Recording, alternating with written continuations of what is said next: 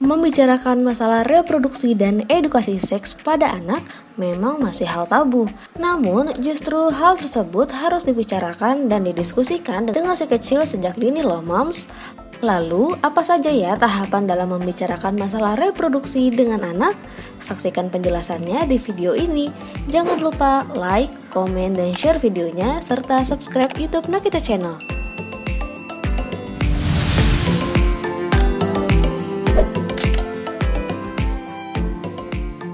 Jadi kalau dalam tahap pendidikan seksual itu kita bisa bagi 4 kurang lebih seperti itu. Ini garis besarnya ya gitu. Jadi yang pertama adalah bagaimana tentang pengenalan tubuh, termasuk cara merawatnya. Ini mulai dari kapan? Dari bayi. Ini tangannya kalau habis pegang-pegang mainan cuci tangan dulu, itu cara merawatnya, gitu ya. Oh ini rambutnya, aduh panjang rambutnya, harus dikeramas misalnya, cuci rambut supaya wangi. Tahapannya adalah mengenal bagian tubuh, kemudian bagaimana cara merawatnya, termasuk juga organ reproduksi. Itu kalau anaknya masih usia balita kurang lebih. Kemudian di sekitar toddler, batita gitu ya, balita gitu, itu mulai tentang perbedaan, ada laki-laki, ada perempuan, cirinya apa gitu ya.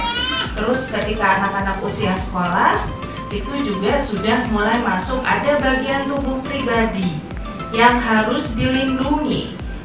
Dari mana? Dari leher sampai lutut, depan, belakang. Itu tidak boleh dilihat, tidak boleh disentuh oleh orang lain kecuali ibu atau yang menggantikan perannya sebagai ibu. Kalaupun dokter, itu juga harus di dalam ruang praktek. Itu yang anak-anak harus tutupi, jadi nggak boleh lagi keluar kamar mandi, gitu ya. Karena harus ditutupi dari mana? Leher sampai lutut, depan dan belakang. Jadi dia sudah mulai belajar untuk menjaga dirinya sendiri. Kemudian yang paling penting adalah norma agama dan norma sosial, itu harus satu paket ngomongnya. Jadi dalam semua pembahasan kita, termasuk juga dalam pembahasan tentang pendidikan seksual, kita kan ingin anak kita menjadi paham dan menjadi individu yang matang. Termasuk juga ketika dia harus berelasi dengan lingkungan sosialnya, dia juga harus punya prinsip. Gimana caranya? Itu bekalnya dari rumah. Jadi harus selalu masuk cara cara berinteraksi, kemudian value atau nilai-nilai keluarga. Setiap keluarga pasti punya nilainya, dan itu harus selalu dikomunikasikan dengan anak. Nah, ketika anak sudah mulai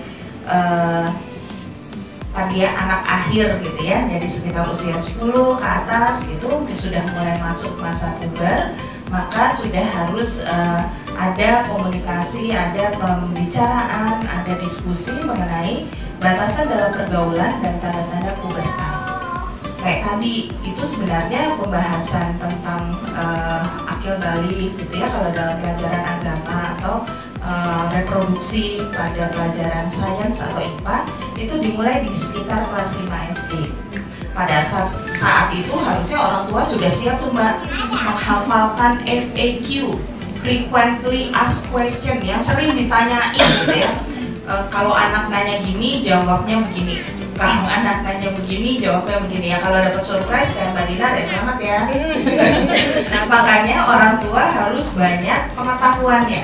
Karena kita nggak bisa setting anaknya mau nanya kapan gitu. Atau kita kayak tadi contohnya Mbak Imelda duduk.